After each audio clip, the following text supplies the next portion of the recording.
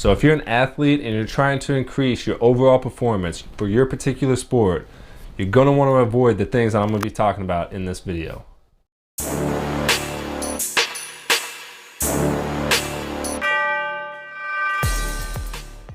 Hey, what's going on, guys? Coach Seth here. So I'm going to be talking about some very important things that are just going to be simply wasting your time. These are my top 5 workout mistakes. If you're doing athletic training or anything like that, this is just going to be a waste of time. So if you are doing these, make sure to consider changing things up just so you just get the most out of your workouts. You don't want to be wasting your time. Nobody likes to waste time. But if you're new here, my name is Seth Thomas. I'm a basketball and strength coach, helping you become a better athlete for basketball. If you're interested in more videos just like this one, make sure to subscribe and turn on notifications so you don't miss a single video. And as always, if you're interested in getting in basketball shape fast, I have a free 10-week conditioning program that I'm gonna link up in the description, so make sure and check that out if you are interested.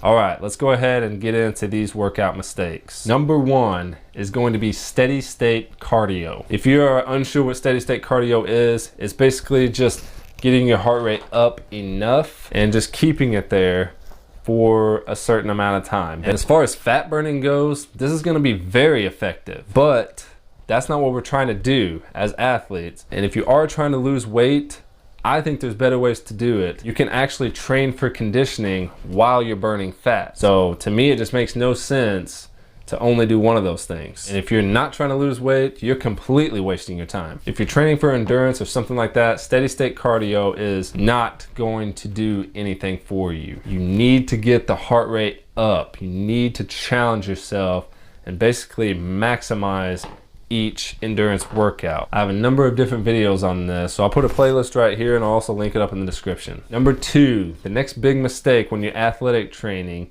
is going to be isolated exercises. So let me just break this one down a little bit. Whenever you're on the court or whenever you're on the field, when do you ever only use your biceps? You don't. So doing a preacher curl in the gym absolutely makes no sense for athletes. There is a bunch of other ways to target the biceps whenever you're using multiple joint exercises. And it's not just the biceps. You don't really want to isolate anything, but the biceps are probably the most of what I see that should not be happening, because honestly, they probably get used the least in most sports. But instead of doing isolated exercises, focus on multi-joint exercises, compound movements, bench press, pull-ups, squats, deadlifts, those things. I have quite a few different videos talking about the best exercises specifically for basketball, so I'll go ahead and link that in the description as well. The third biggest workout mistake that athletes make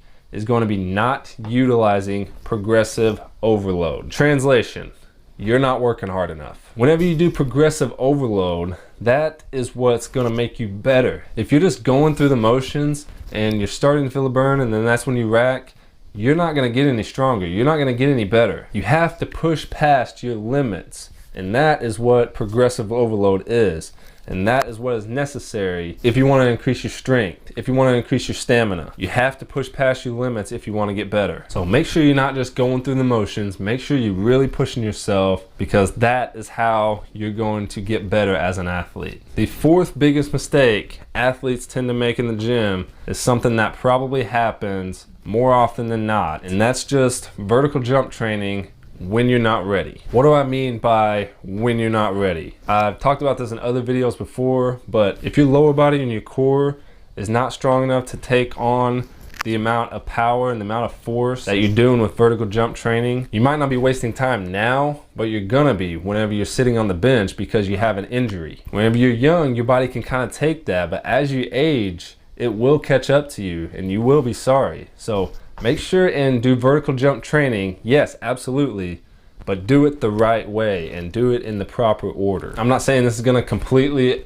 avoid injury, but you are really going to limit your risk of injury if you do this the right way. So make sure you develop the strength in your legs before you do vertical jump training. All right, and the last but not least, at number 5, not doing SAQ, speed, agility, quickness. Almost every sport has a big reliance on footwork. SAQ is going to be the root of your footwork. It might not seem like it's doing much as you're doing it, but the more you work on these type of things, the more you really start to notice it whenever you're playing your sport. And it's really eye-opening. It's pretty amazing how much this actually improves your performance. So make sure to focus on speed, agility, quickness as well. I hope this was helpful, guys. Thank you so much for watching. If you haven't already, make sure to subscribe and turn on notifications so you don't miss a single video. And I'll see you guys next time.